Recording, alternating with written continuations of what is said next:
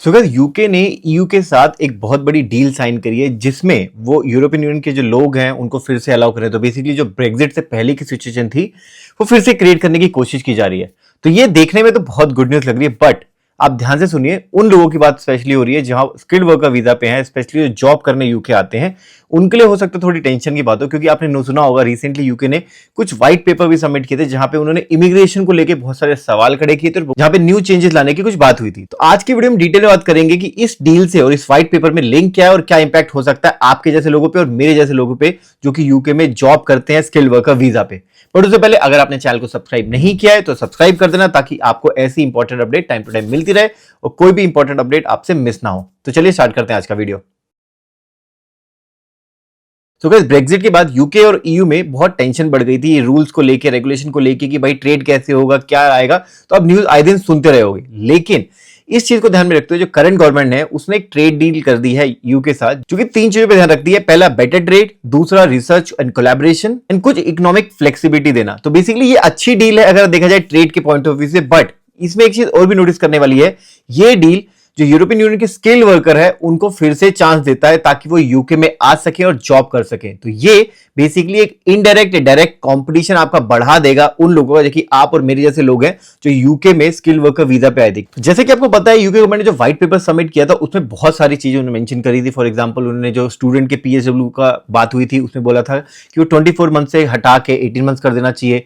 Skill worker वालों के लिए उन्होंने इंग्लिश लैंग्वेज की टेस्ट की बात करी थी। इसके साथ साथ उन्होंने जो मेन एजेंडा था उस व्हाइट पेपर का उनका ये था कि भाई उनको इमिग्रेशन पे कंट्रोल चाहिए, वो यही नहीं चाहते कि कोई भी यूके में आ जाए। तो ये पूरा का पूरा फंडा था उस व्हाइट पेपर सबमिट करने का, और उसी के बाद उन्होंने ये जो ट्रेड है वो साइन कर दिया। तो ये एक सोचने वाली बात है कि क्या ये उसी डायरेक्शन में जा रहा है और व्हाइट पेपर अभी आने वाले टाइम में एक्चुअली एक रूल बन जाएगा जहां पे स्किल वर्कर लोगों को यूके में आना बहुत डिफिकल्ट हो जाएगा। तो बेसिकली अगर इंपैक्ट की बात करें तो बेसिकली बहुत तरीके से इंपैक्ट होने वाला है इस डील की वजह से। तो पहला तो ये होगा कि स्किल वर्कर के लिए डायरेक्ट कंपटीशन बढ़ेगा, जहां पे आप जैसे मेरे लोग हैं जो इंडिया, पाकिस्तान, नाइजीरिया या ऐसी किसी नॉन ईयू कंट्री से आते हैं, उनको एक वीजा स्पॉन्सरशिप चाहिए होती है यूके में काम करने के लिए, और अब तक हम काम कर भी रहे थे। बट अब इस ट्रेड डील के बाद ईयू के जो स्किल वर्कर वाले लोग हैं वो इजिली यूके आ जाएंगे। तो बेसिकली डायरेक्ट कंपटीशन बढ़ जाएगा। दूसरा, व्हाइट पेपर में क्लियरली मेंशन था कि यूके प्रेफर करेगा कि जो हाई स्किल लोग हैं वही यूके में आए, कोई भी एक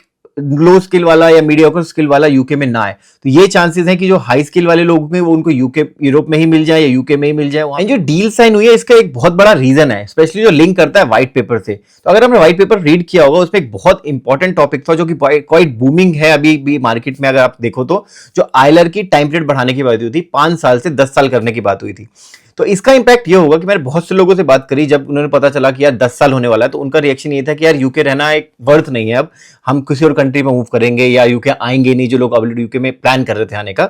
तो इसका बेसिकली इंपैक्ट ये होगा कि यूके में जो करंट जो स्किल वर्कर है वो मूव आउट करेंगे यूके से, जहां पे शॉर्टेज हो जाएगी स्किल वर्कर की। दूसरा, जो लोग प्लान कर रहे थे यूके आने का, हो सकता है वो यूके ना आए, आप किसी और कंट्री ट्राई करें, क्योंकि उनको लगता है यार 10 साल यूके देना इट्स नॉट वर्थ, वो किसी और कंट्री में भी थोड़ा टाइम और देके पीआर ले सकते हैं जहां उनको ज्यादा बेटर अपॉर्चुनिटी मिल जाएगी। तो ये भी यूके गवर्नमेंट को पता था कि यार ये ऐसा होगा अगर वो आयलर का टाइम बढ़ाते हैं। तो उनको पता था कि यहाँ पे स्किल की शॉर्टेज हो जाएगी, उसको कैसे ओवरकम करेंगे। ऑब्वियसली यूके अपने लोगों को स्किल करने वाला है, ग्रूम करने वाला है, बट उन्होंने इसको देख लिया था और सोच लिया था कि भाई इसका इंपैक्ट क्या होगा अगर आयलर बढ़ाते हैं। इसी वजह से शायद उन्होंने ये जो यूके का ट्रेड हुआ है वहां पे उन्होंने एक डोर ओपन कर दिया ताकि यूरोपियन यूनियन के लोग यूके आ सके और यहाँ के स्किल वर्कर की जो शॉर्टेज होगी उसको वो पूरा कर देंगे। तो इसके चांसेस मुझे ऐसे लगता है कि ये जो आयलर वाला रूल है वो कहीं ना कहीं इंप्लीमेंट होने के चांसेस हैं 5 साल से 10 साल, और इसकी वजह से इंपैक्ट होगा यूके गवर्नमेंट को ऑलरेडी पता है कि क्या हो सकता है। इसी वजह से ये जो डील हुई है यूरोपियन यूनियन और यूके में, वहां पे उन्होंने एक डोर ओपन कर दिया है। तो ये एक इंपैक्ट हो सकता है जो कि पर्सनली लगता है जो कि इस व्हाइट पेपर को इंप्लीमेंट होने का एक बहुत बड़ा इंडिकेशन है। तो गाइस अब बेसिकली ये पूरी न्यूज सुनने के बाद आपको लग रहा होगा यार अब क्या करना चाहिए। तो बेसिकली आपके पास मल्टीपल ऑप्शंस अभी भी हैं। तो पहला तो क्या है कि आपको अपनी स्किल अपग्रेड करनी है। जिस भी स्किल में आप काम कर रहे हो उसको नीश करो। हो सकता है आपकी टेक्नोलॉजी अभी आउटडेटेड होने वाली हो, तो अपनी टेक्नोलॉजी को अपग्रेड करो। ऐसे सेक्टर में जाओ जहां पे जो जॉब है उसकी हाई डिमांड हो। दूसरा, अपनी इंग्लिश लैंग्वेज प्रोफिशिएंसी को इंप्रूव करो। नॉट इवन यूके बट बहुत सारी कंट्रीज ऐसी होती है जहां पे आपको इंग्लिश की रिक्वायरमेंट होती है ताकि आप डे टू डे बेसिस पे कम्युनिकेट कर सको। तो उस पर आपको कमांड करना बहुत जरूरी है। इसके साथ साथ अपनी लिंक्डइन प्रोफाइल को ग्रूम करो ताकि जब भी आप जॉब के लिए अप्लाई करोगे आप फर्स्ट भी नोटिस हो जाओगे कि आपको जो चांसेस हैं जॉब मिलने के बहुत हाई हो जाएंगे। इसके साथ साथ अगर आपने प्लान बनाया है यूके आने का, आपको फर्क नहीं पड़ता जो भी रूल हो रहा है, आपको यूके आना है, तो आप अर्ली प्लान करो जॉब अप्लाई करने का। हो सकता है जब तक आप सोचो समझो टाइम लेके आप अप्लाई करो तब तक ये सारे रूल इंप्लीमेंट हो जाए और आपका यूके आने का सपना ही पूरा ही ना हो पाए। तो अगर आपने सोच लिया कि आपको यूके आना है, as soon as you can apply करो जॉब के लिए। ट्रस्टेड जॉब वेबसाइट है, उसके ऊपर मैंने डिटेल वीडियो बनाई हुई है, आपको लिंक डिस्क्रिप्शन मिल जाएगा, ऊपर नोटिफिकेशन आ रहा होगा, वो ट्रस्टेड वेबसाइट जॉब का, जहां से आप स्पॉन्सरशिप जॉब के लिए अप्लाई कर सकते हो। जाके एक्सप्लोर करिए, जॉब के लिए अप्लाई करिए, जितना जल्दी हो सकेगा उतनी जल्दी। अगर आप यूके आओगे तो चांसेस है कि आपके ऊपर वो रूल इंप्लीमेंट नहीं होंगे, एप्लीकेबल नहीं होंगे, जो ILR बाकी सारे रूल है। क्योंकि जब भी यूके में कोई रूल इंप्लीमेंट होता है वो न्यू एप्लीकेंट के लिए होता है जो कि ऑलरेडी यूके में है, उस पर शायद ना हो, बट अगेन कुछ कह नहीं सकते कि हो सकता है जो ऑलरेडी यूके में लोग हैं वीजा पे उन पे भी रूल एप्लीकेबल हो जाए।